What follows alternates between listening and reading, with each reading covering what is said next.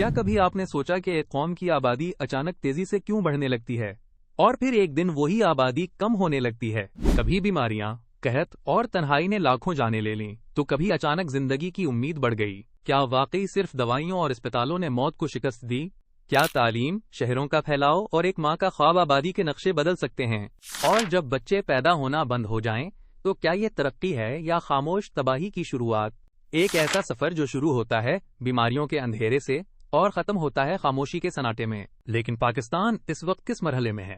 کیا ہم آگے بڑھ رہے ہیں یا کسی خطرناک موڑ پر کھڑے ہیں؟ آج ہم ڈیموگرافک ٹرانزیشنل ماڈل کے بارے میں بات کریں گے۔ اس گراف سے ہمیں یہ پتہ چلتا ہے کہ کس طرح برتھ اور ڈیتھ ریٹس کے درمیان تعلق وقت کے ساتھ تبدیل ہوتا ہے۔ ہم ایک سیکوینس دیکھتے ہیں جو ٹائم کے ساتھ پاپولیشن میں نیچرل انکریز یا ڈیکریز کی وضاحت کرتا ہے۔ سٹیج 1 میں یعنی ابتدائی دور میں برتھ ریٹ بہت ہائی ہوتا ہے جو کہ ماڈریٹلی سٹیبل رہتا ہے، لیکن ڈیتھ ریٹ بھی ہائی رہتا ہے جس میں بار بار فلکچویشنز آتے ہیں۔ یہ اتار چڑھاؤ ملیریا اور کولیرا جیسی بیماریوں کے اچانک پھیلنے اور فیمن یعنی قحط جیسے حالات کی وجہ سے ہوتے ہیں۔ آپ سوچ رہے ہوں گے کہ یہ فلکچویشنز کیسے؟ کیونکہ جب کبھی بھی ایک ڈیزیز آؤٹ بریک ہوتی ہے یا فیمن آتا ہے تو لوگ زیادہ متاثر ہوتے ہیں۔ ڈیزیز آؤٹ بریک یعنی کسی بیماری کا اچانک پھیل جانا۔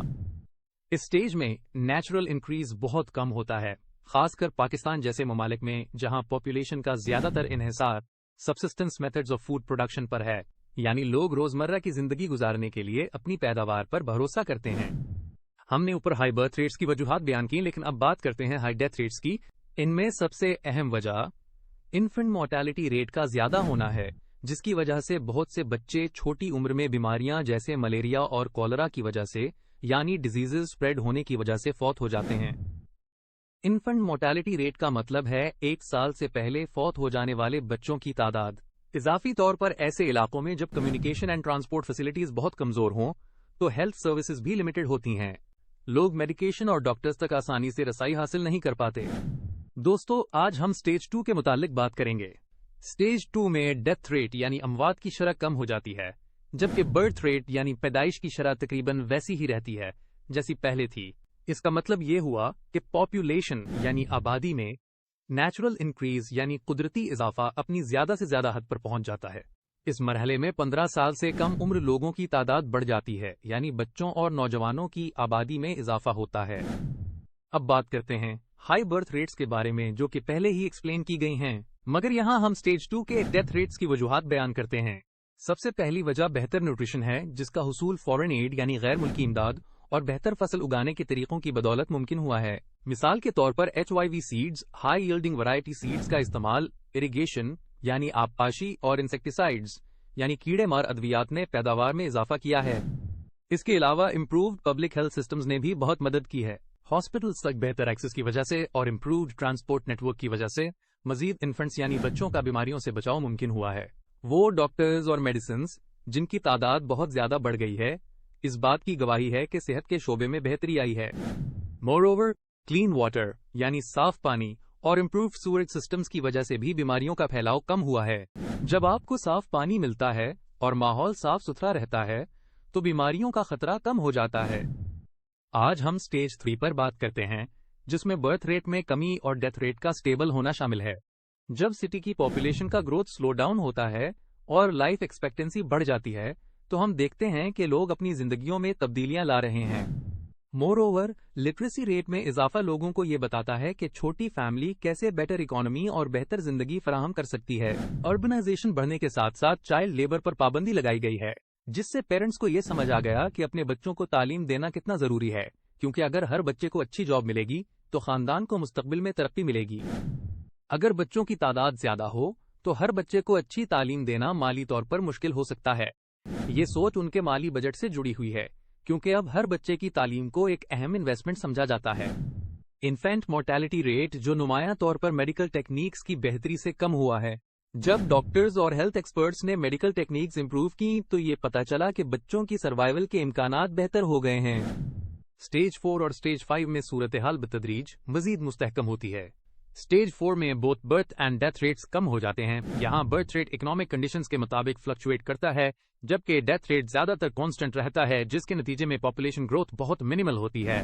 وقت کے ساتھ ساتھ جیسے جیسے ایلڈرلی پاپولیشنز میں اضافہ ہوتا ہے، वैसे वैसे थोड़ी बहुत इंक्रीज इन डेथ रेट भी देखी जाती है।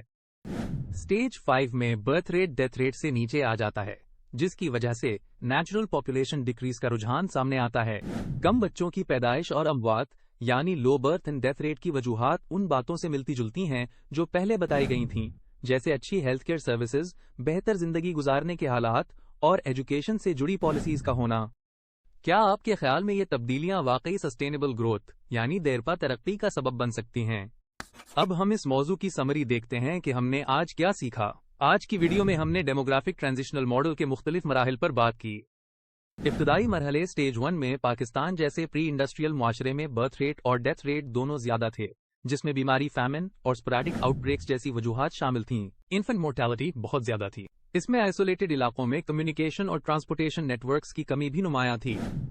इसके बाद स्टेज 2 में डेथ रेट में कमी आई, जबकि बर्थ रेट अब भी ज्यादा था, जिससे नेचुरल पॉपुलेशन में इजाफा हुआ। यहाँ इंप्रूव न्यूट्रिशन, मॉडर्न फार्मिंग और पब्लिक हेल्थ सिस्टम्स ने मदद की।